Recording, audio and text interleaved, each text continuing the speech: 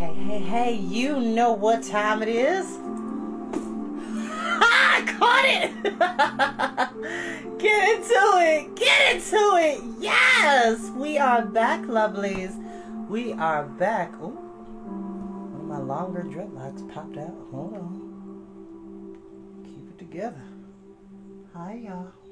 Welcome back to Storytime with Chris. As I always say, you don't have to watch these videos when they go live. You're more than welcome to watch them in your downtime, max relax, chillax time, nap time, in between time, mean time, scheme time, study time, break time, CP time, anytime that you want to hear a highly animated voice bringing wonderful stories of magic, fantasy, science fiction, adventure, and many, many more in between. Hi, we're in my room today, and I got my window open, the wind is blowing, the birds are singing. It's a beautiful day, and it's not even my favorite day of the week, so I'm very grateful. So hi.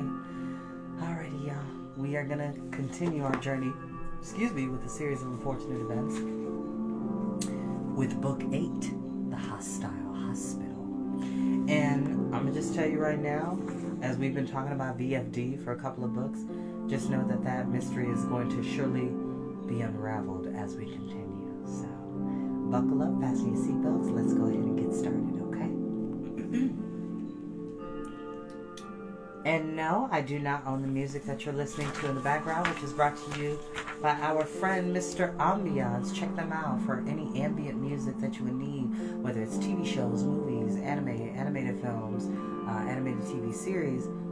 Everything that you would possibly need is found over at Mr. Ambiance on YouTube. Please like, share, subscribe to their channel. Support is a good thing, in my opinion at least.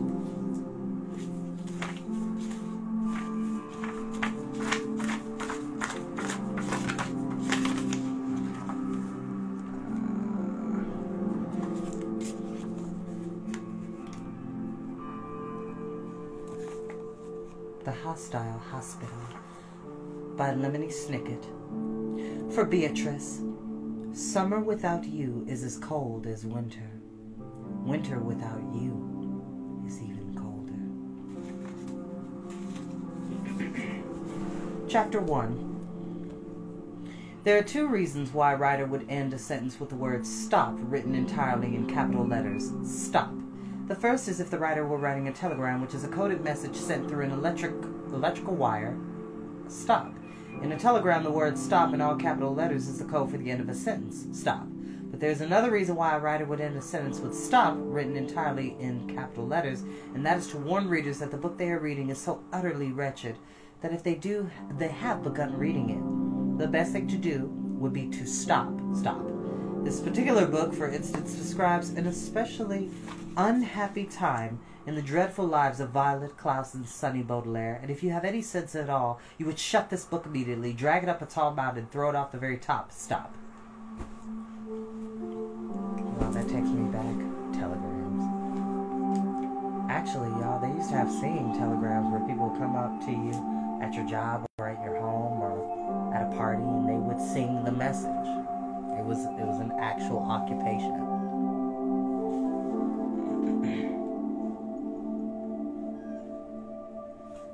There is no earthly reason why you should read even one word from this misfortune, treachery, and woe that are in store for the three Baudelaire children, any more than you should run into the street and throw yourself under the wheels of a bus. Stop. This stop in its sentence is your very last chance to pretend the stop warning is a stop sign. And to stop the flood of despair that awaits you in this book, the heart-stopping horror that begins in the next sentence by obeying the stop and stopping stop.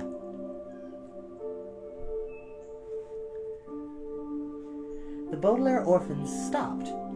It was early in the morning, and the three children had been walking for hours across the flat and unfamiliar landscape. They were thirsty, lost, and exhausted, which are three good reasons to end a long walk. But they were also frightened, desperate, and not far from people who wanted to hurt them, which are three good reasons to continue. The siblings had abandoned all conversation hours ago, saving every last bit of their energy to put one foot in front of the other. But now they knew they had to stop, for only for a moment, to talk about what to do next. The children were standing in front of the Last Chance General Store, the only building they had encountered since they began their long and frantic nighttime walk. The outside of the store was covered with faded posters advertising what was sold, and by the eerie light of the half-moon, the Baudelaires could see that fresh limes, plastic knives, canned meat, white envelopes, mango-flavored candy, red wine, leather wallets, fashion magazines, goldfish bowls, sleeping bags, roasted figs, cardboard boxes, controversial vitamins, and many other things were available inside the store. Thank you for watching. Oh, that's all right. One of my friends just popped in. All right.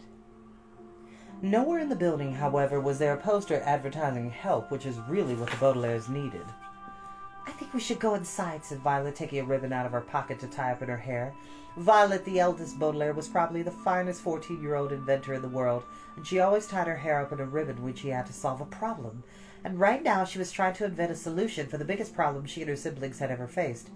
Perhaps there's somebody in there who can help us in some way.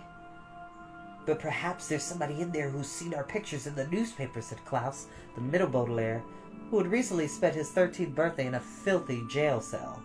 Klaus had a real knack for remembering nearly every word of nearly all of the thousands of books he had read, and he frowned as he remembered something untrue he had recently read about himself in the newspaper. If they read the Daily Punctilio, sorry, he continued, perhaps they will believe all those terrible things about us. Then they won't help us at all. Adri, Sonny said. Sonny was a baby, and as with most babies, different parts of her were growing at different rates. She had only 4 teeth, for example, but each of them was as sharp as that of an adult lion. And although she had recently learned to walk, Sonny was still getting the hang of speaking in a way that all adults could understand. Her siblings, however, knew at once what she had meant. Well, we can't walk on forever. And the other two Baudelaires nodded in agreement. Sonny's right, Violet said. It's called the Last Chance General Store. That sounds like it's the only building for miles and miles. It might be our only opportunity to get some help. And look, Klaus said, pointing to a poster taped in a high corner of the building. We can send a telegram inside. Maybe we can get some help that way. Who will we send a telegram to? Violet asked, and once again the Baudelaires had to stop and think. If you're like most people, you have an assortment of friends and family you can call upon in times of trouble. For instance, if you woke up in the middle of the night and saw a masked woman trying to crawl through your bedroom window, you might call your mother and father to help you push her back out. If you found yourself hopelessly lost in the middle of a strange city, you might ask the police to give you a ride home. And if you're an author locked in an Italian restaurant that was slowly filling up with water, you might call upon your acquaintances in the locksmith, pasta, and sponge businesses to come and rescue you. But the Baudelaire children's trouble had begun with the news that their parents had been killed in a terrible fire, so they could not call upon their mother or father. The siblings could not call upon the police for assistance, because the police were among the people who had been chasing them all night long. And they could not call upon their acquaintances, because so many of the children's acquaintances were unable to help them. After the deaths of the Baudelaire parents, Violet, Klaus, and Sonny had found themselves under the care of a variety of guardians. Some of them had been cruel, some of them had been murdered, and one of them had been Count Olaf, a greedy, treacherous villain who was the real reason they were all by themselves in the middle of the night standing in front of the Last Chance General Store, wondering who in the world they could call upon for help. Poe, Sonny said finally. She was talking about Mr. Poe, a banker with a nasty cough who was in charge of taking care of the children following their parents' death. Mr. Poe had never been particularly helpful, but he was not cruel, murdered, or Count Olaf, and those seemed to be reasons enough to contact him. I guess we could try Mr. Poe, Klaus agreed. The worst he could do would be to say no. Oh, I'm sorry, I do apologize. I am here for this. I am invested. I've just been up early this morning. I had a doctor's appointment that went really well. Then I took a nap, and then I went to the gym right after, and then I just got back home after a shower. So I do apologize. I'm here. Okay.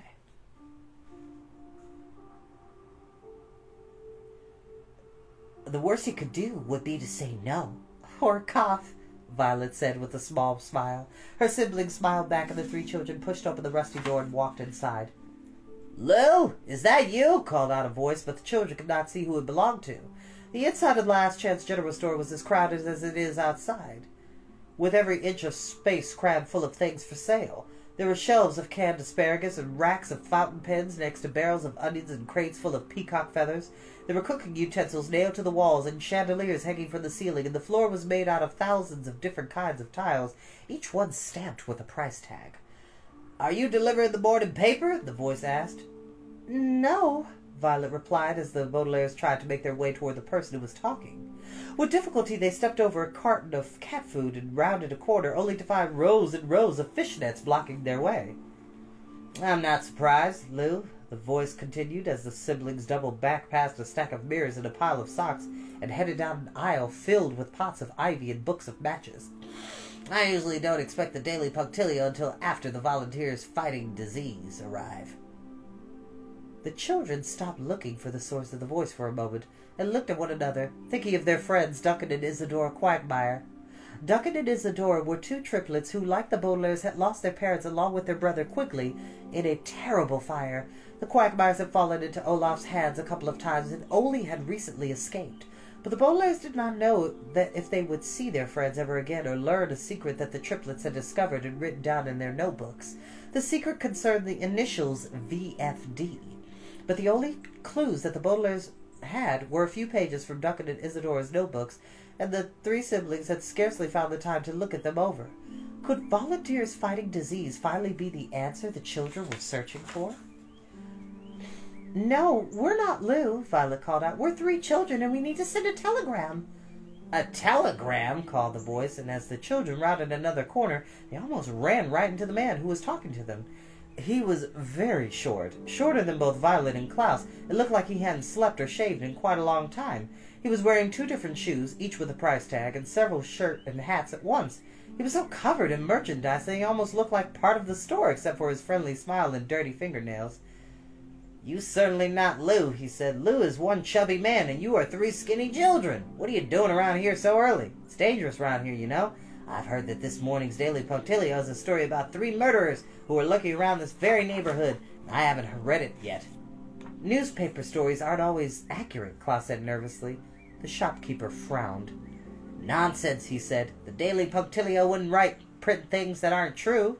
Which, by the way, kids, that actually is inaccurate. There are plenty of newspapers that write untrue facts, and they're called tabloids and gossip magazines. A reputable newspaper would be, for an example, like the New York Times, the Plain Dealer from Cleveland, shout outs to Cleveland, or Times Magazine, Forbes Magazine, People Magazine, Entertainment Weekly, Vogue, Essence,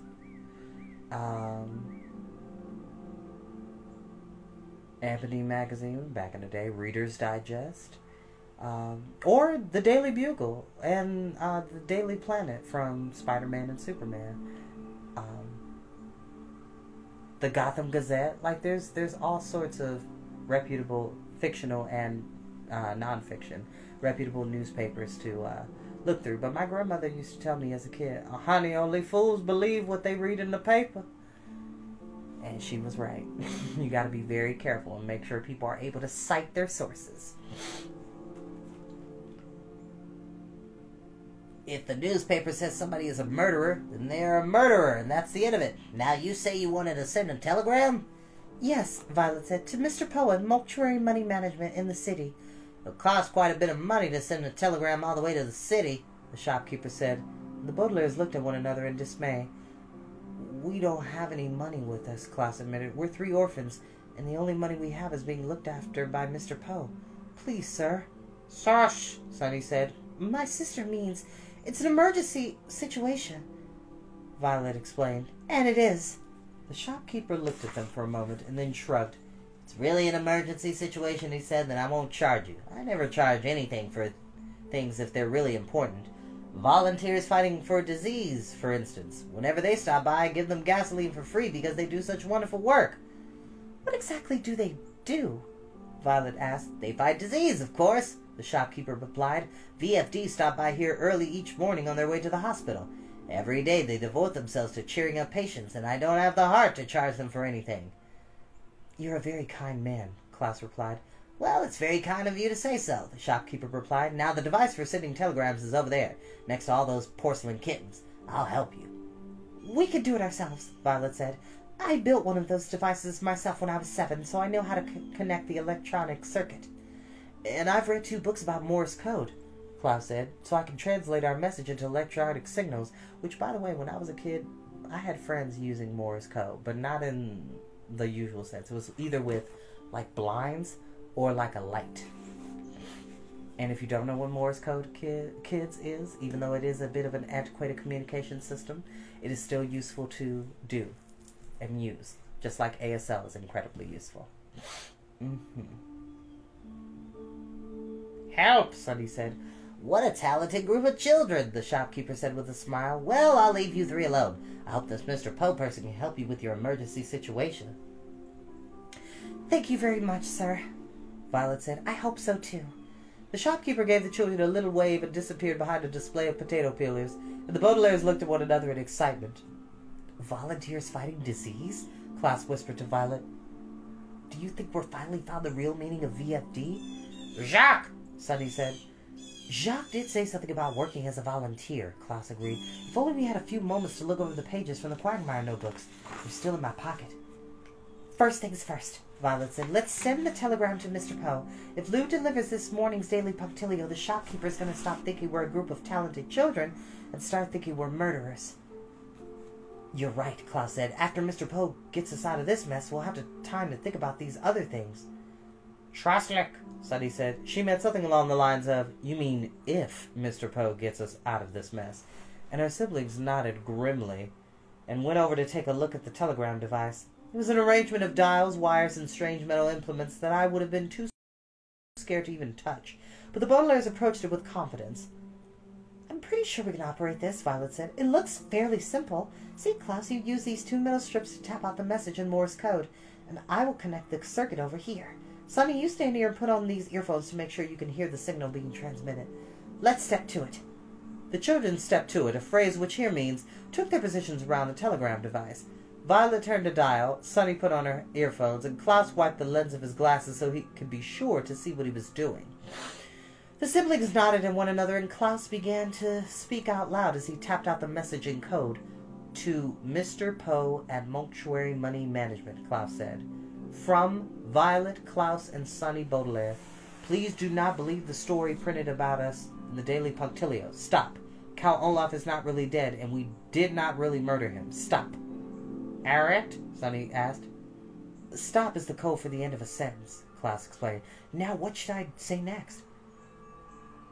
Soon after our arrival in the town of VFD, we were informed that Count Olaf had been captured. Stop, Violet dictated. Although the arrested man had an eye tattoo on his ankle and 1 eyebrow instead of 2, he was not Count Olaf. Stop. His name was Jacques Snicket. Stop. The next day he was found murdered, and Count Olaf arrived in town with his girlfriend Esme Squalor. Stop. Klaus continued tapping away. As part of his plan to steal the fortune our parents left behind, Count Olaf disguised himself as a detective and convinced the town of VFD that we were the murderers. Stop. Arkner, Sonny suggested, and Klaus translated what she said into English, and then into Morse code. Meanwhile, we discovered where the Quagmire triplets were being hidden and helped them escape. Stop. The Quagmires managed to give us a few scrapes of their notebooks so we could try to learn the real meaning of VFD. Stop. We have managed to flee from the citizens of the town who wanted to burn us at the stake for a murder that we did not commit. Stop, Violet said. Klaus quickly tapped the sentence out into code before adding 2 last sentences of his own. Please reply at once. Stop. We are in grave danger. Stop. Klaus tapped out the last P in stop and then looked at his sisters. We are in grave danger, he said again, although his hand did not move on the device. You already said that sentence, Violet said. I know, Klaus said quietly. I wasn't putting it in the telegram again. I was just saying it.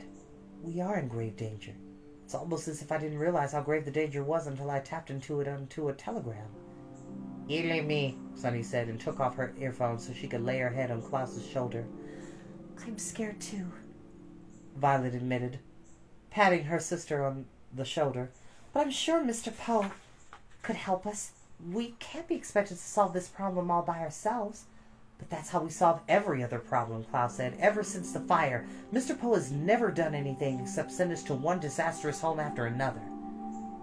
He'll help us this time, Violet insisted, although she did not sound very sure. Just watch the device. He'll send back a telegram any moment now. But what if he doesn't? Klaus asked. Connix, Sunny murmured and wriggled closer to her siblings. She meant something along the lines of, then we're all on our own. Which is a curious thing to say when you are with your two siblings in the middle of a store so stuffed with merchandise you can hardly move. But as they sat closer together looking at the telegram device, it did not seem curious to the Baudelaires.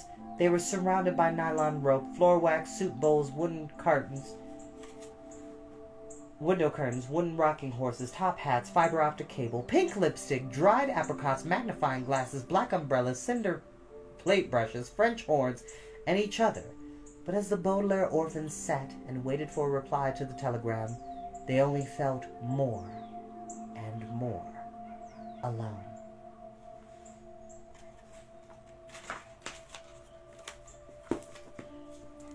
And that is where we will end for today.